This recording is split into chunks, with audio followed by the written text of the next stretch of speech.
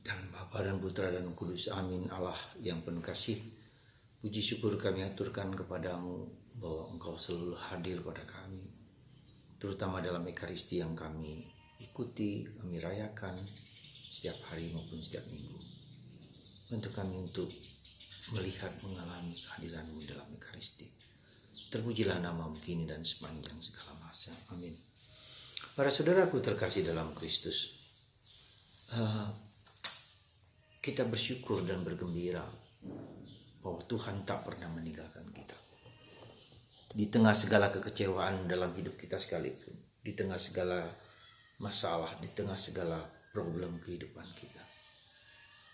Dan Yesus mengatakan kepada kedua murid Emmaus itu, tidak kami sia-sia harus menderita dan mengalami semua pengalaman ini. Untuk kami untuk memahami dalam perspektif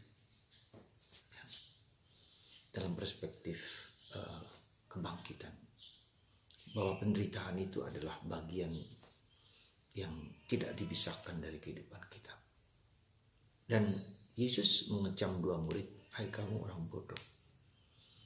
Jadi Yesus sudah mengatakan itu, dan Yesus sudah mengalami sendiri proses penderitaan itu yang dia alami.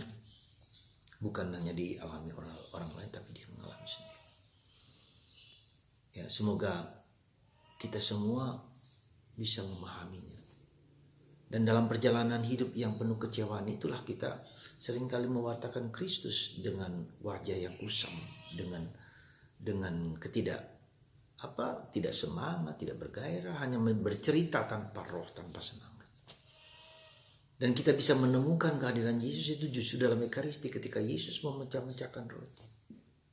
Kesadaran akan kehadiran Tuhan dalam Ekaristi merupakan suatu rahmat. Jadi hidup kita harus dalam penuh kesadaran dari waktu ke waktu, dari jam ke jam, dari saat ke saat. Kesadaran akan Tuhan yang bekerja, yang hadir, yang tinggal, yang mendampingi, yang menguatkan. Dan membuka mata kita semua. Maka ketika Yesus menerangkan tentang kabar gembira, tentang keselamatan, tentang sabda Allah, ya, hati para rasul bersuka cita, bergembira, berkobar-kobar. Demikian juga ketika kita harus membaca kitab suci, Tuhan mengajarkan kita apa makna kitab suci dari waktu ke waktu untuk hidup kita masing-masing. Betapa sentralnya membaca kitab suci. Tanpa pengenalan, pemahaman akan kitab suci, maka iman kita tidak akan tumbuh, tidak akan berkembang, akan stagnan, akan mandek. Ya.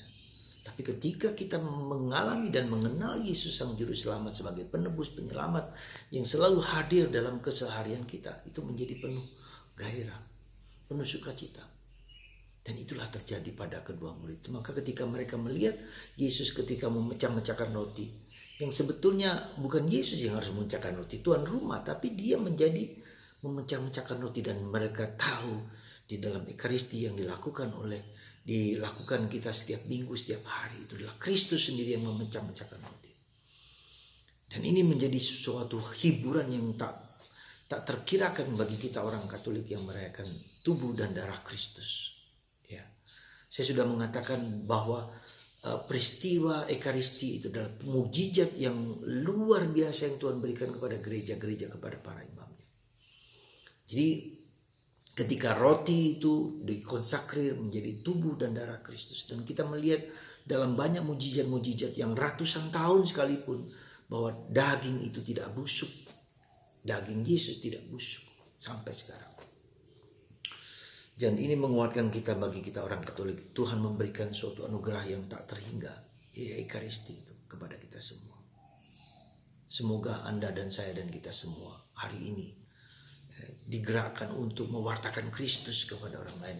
Tapi pengalaman mewartakan Kristus adalah mewartakan Kristus yang hidup, yang menggerakkan, yang membuat kita penuh semangat, penuh gairah untuk mewartakan Kristus. Semoga pengalaman akan Paskah membuat kita berani mewartakan Kristus kemanapun mereka pergi dari Emmaus ke Yerusalem, meski malam hari sekalipun. Mereka tidak takut sekalipun. Contoh di mana Petrus, Yohanes mewartakan kabar gembira tentang Yesus dengan berani, karena mereka melihat, mengalami, merasakan saat-saat detik-detik dalam penderitaan bersama Yesus, tapi detik-detik dalam kebangkitan bersama Yesus. Yesus bukanlah tokoh masa lalu. Yesus adalah tokoh yang sekarang dan ke depan. Kalau kita hanya melihat masa lalu, adalah masa di mana kita hanya mengingat-ingat tanpa keberanian untuk maju ke depan. Semoga Anda dan saya sebagai ibu, sebagai bapak, sebagai siapapun bersemangat membagikan Kristus kepada orang lain, membagikan kedua murid ini kembali ke komunitas, ya, komunitas bersama Yesus, bersama ke-11 rasulnya. Mereka di sana kebersatuan dengan para rasul dalam gereja yang satu. Itu adalah kunci juga supaya kita tetap kuat, ya, kembali kepada para rasul. Ya. Gereja para rasul adalah gereja Katolik. Ya, maka tidak ada kesesatan, kebersamaan itulah menguatkan kita untuk dalam situasi seberat apapun tetap kembali kepada Yesus. Kami telah melihat Tuhan. Semoga Anda melihat Tuhan. Semoga kita semua melihat Tuhan. Dan itu bisa terjadi pada kita semua. Sekarang ini bukan hanya di masa lalu. Ya. Pengalaman akan Yesus yang bangkit, yang hidup bukanlah pengalaman masa lalu, tapi pengalaman sekarang. Semoga Tuhan memberkati Anda dan membuat Anda merasakan kehadiran Kristus, kemenangan Kristus atas maut. Tuhan memberkati Anda semua. Semoga Anda mengalami kebangkitan Yesus, Bapa, Putra, dan Roh Kudus. Amin.